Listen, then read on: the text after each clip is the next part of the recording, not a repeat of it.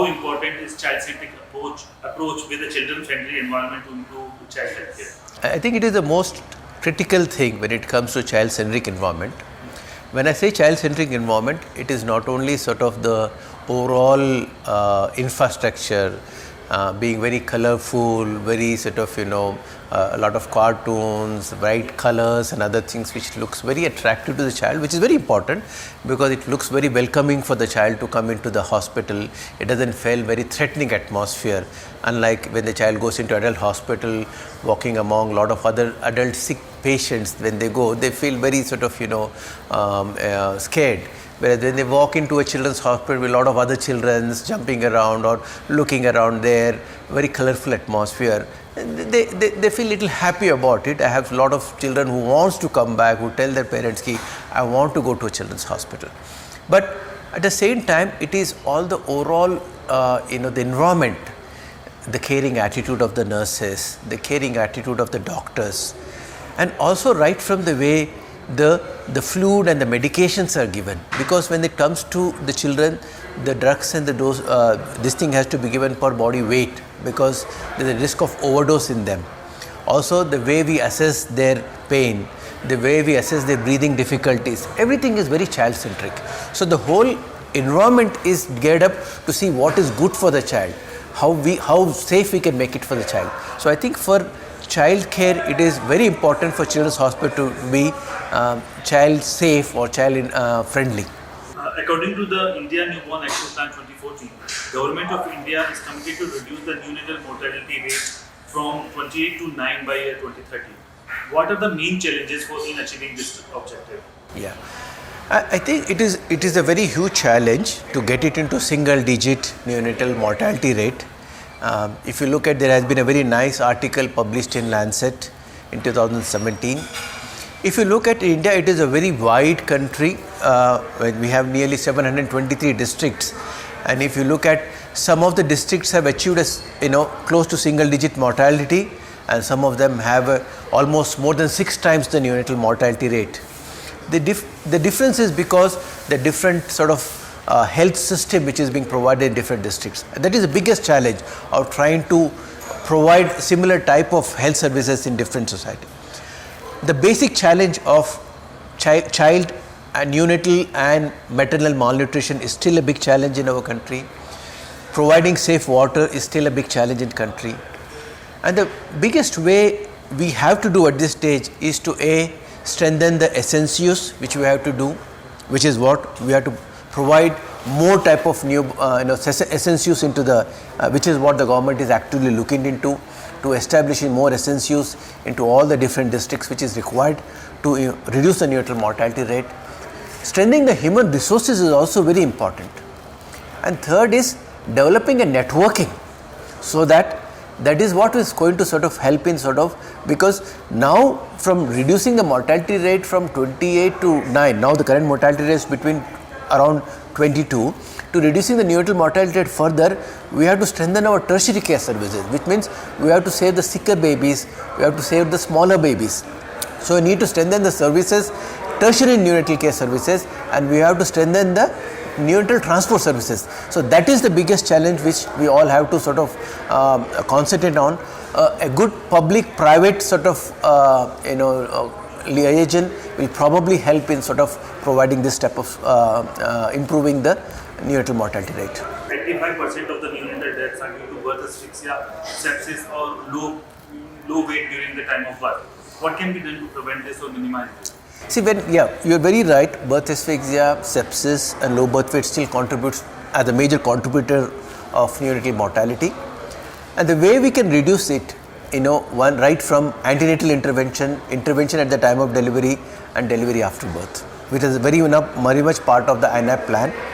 So antenatal intervention is right from preventing teenage pregnancy, strengthening the nutrition of the mother, giving them supplementation like folic acid, iron supplementation, calcium supplementation, preventing nutritional deficiencies, ensuring that their antenatal coverage, the mother is coming to the hospital for antenatal care. Promoting hospital-based deliveries is what is going to be important. When it coming to hospital delivery, proper fetal monitoring during the time of deliveries, is very important, so that we identify baby if he is having a fetal distress. Availability of a trained personnel at the time of delivery, especially a pediatric or someone who is, knows how to do a newborn resuscitation, will help in reducing the incidence of birth asphyxia. Another fine. And prematurity, again, sort of care of the baby after birth. So providing them warmth immediately after the birth, preventing them to become cold, ensuring that they are well receiving IV fluids, especially if they are very small, so the sugar levels are maintained. If they have breathing difficulty, to ensure that they are admitted into SNCUs or NICUs where they can be provided respiratory support, and prevention of infections. These are the steps which can be taken to reduce the mortality associated with sepsis, birth asphyxia and low birth weight. These are the things which will help us. In India, 1.7 million babies are born with defects, and these newborn babies remain at high risk of death, stunting, or developmental delay. In all these things, special newborn care unit (SNCUs) play a very critical role. How much progress India has made in providing healthcare support in such cases with a network of SNCUs? See, we heard our health minister and health secretary talking about this in today's meeting, and it is very important to sort of develop a good follow-up program, and that is the biggest challenge in our country. We need to strengthen our ASHA care workers, and a home-based neonatal program is something which has been very strongly been advocated. But I think a lot of these babies have to come to be screened by either a pediatrician and neonatologist or a skilled person who can pick up if there is evidence of any disability, early signs of any neurological problems, so that early interventions can be done. We need more such sort of early interventions programs which are being there. The government has initiated such programs. We definitely are much better what we were then more than 5 years back, but I think there is still a lot to be achieved. India has shown significant progress in reduction of child mortality. Do you think now the focus needs to be shifted to the most marginalized communities or marginalized gender in this case, with special focus on the girl child? I think I would say we still have to gain a lot more in reducing the mortality in children. We still continue to our journey in that. So I don't think we have achieved completely in reducing the mortality. But at the same time, of course, we can't say that we lift our focus from the special focus. I think one of the things which we have to say is urban slums. Sometimes it has been found that the mortality in urban slums is probably worse than some of the rural areas, because we somehow forget them. So we need to say that. We need to continue to have our focus on girl child, which is still a problem in our country in spite of so many advances we have made. I strongly advocate that these are the areas we need to focus, so that we make significantly more progress in reducing the mortality in children in our country. We have talked about how critical SNCUs are, in providing timely healthcare support to children.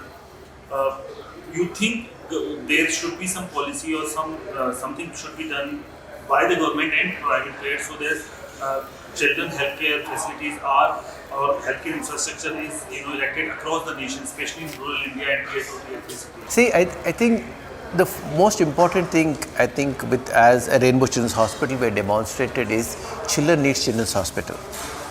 I think if you say from the government side, I would say if we have exclusive Children's Hospital in as a tertiary and a quaternary center in every state where complex children's problem can be treated, that should be the first requirement. Second, as you rightly mentioned, we should have exclusive Children's Hospital even in a district level places, so that their special attention is given to the children. So if some exclusivity is given to children, I am sure it will work a lot in reducing the children mortality. When it comes to networking between public and private, I think Ayushman Bharat is a wonderful scheme which help in sort of integrating the public and private. Whatever are the challenges in sort of from the public or private sector can be addressed. I would say we should be able to differentiate between hospitals which are providing secondary care to providing tertiary care and quaternary care, and designated them to provide that type of care. That will help in actually better networking and providing better supportive care to sick children. Now what I mean that is we should develop a better transport services, better way of referral services, where you say up to this level of sickness these hospitals can be treated. If it is above that, this patient should be shifted to a hospital which is capable of treating such type of patients. When we have an accountability of treating such type of patients, when we develop expertise of treating such type of patients, it will go a long way in improving both children and neonatal mortality in the country. It will also help in improving the expertise and improving the training program in the country of developing many such hospitals across the countries, so that we will be hub across each state has such hospitals which deal with such complex problems. I am sure we will be able to reduce the children mortality and neonatal mortality in a huge way. Finally, tell us about how Rainbow Hospital is planning to take the next leap and taking its wonderful healthcare facilities across the country now. From 15, what is your next project? What is future? Yeah. We have now 15 hospital and 1700 beds across 5 states. We believe in hub and spoke model, where we have a big hub which provides a tertiary or a quaternary care services, and we develop a spoke across which in hospitals, like in Hyderabad we have 6 hospitals, in Bangalore we have 3 hospitals, in Chennai 2, in Delhi 2. So we initially would like to develop our spokes in all our hub hospitals. We are looking at strengthening this hub and spoke model in all the centers. We are also planning to explore Northeast, where we need to sort of strengthen where there is a need for establishing a good children's hospital. We are also planning to explore the West, which is very much need to sort of having a good children's hospital there. Like that, in a disciplined way, we would like to sort of strengthen our expansion, so that we feel that each state needs, like what is, as I mentioned in our summit, that each state needs a very good quaternary care hospital, so that every child has access to a tertiary and quaternary care services, so which overall improves our child health care services.